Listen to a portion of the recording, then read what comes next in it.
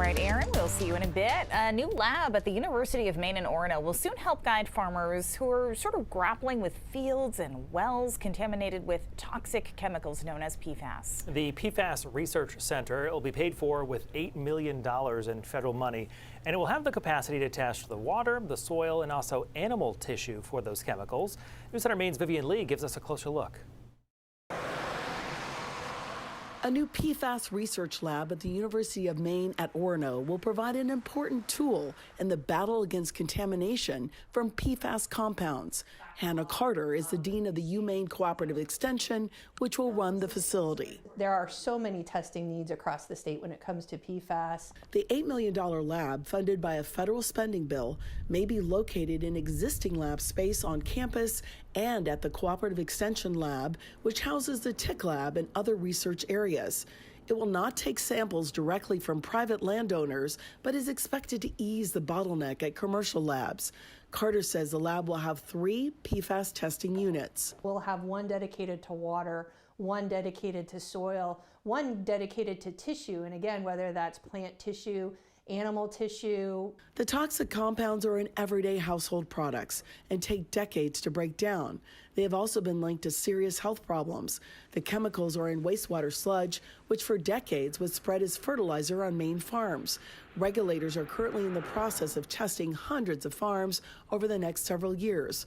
With minimal testing capacity, state agencies send samples out of state, with results taking weeks, even months. If we have an in-house ability for them to come with their samples, get immediate results, not have to mail them out.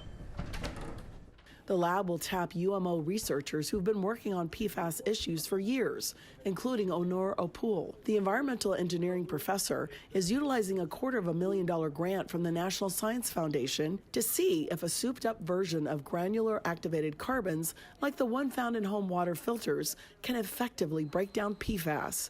Another part of the federal funding will go to studying crops that may be able to grow on contaminated farmland in Maine. Corn has already been shown to suck chemicals out of the soil into the stalk, but not the ear. We can figure this out, and we can keep farmland in Maine. And, you know, it's not, I feel like it's not a life sentence. David Trahan is the executive director of the Sportsmen's Alliance of Maine. He has pushed for an in-state PFAS lab since November of 2021. That's when a do not eat advisory for deer harvested in the Fairfield and surrounding communities was issued after several animals tested positive for elevated levels of PFAS. People harvested deer, had PFAS in the meat, and they fed it to their families. And the reason we got so engaged is that we never wanted that to happen again. The hope is to have part of the lab up and running to do test samples during the spring planting season, which typically begins in April. The lab could be fully operational by the fall. In Orono, Vivian Lee, News Center, Maine. This is certainly a topic we'll keep tracking. We will have much more information about the new PFAS Research Center and the state's ongoing investigation into contamination across the state.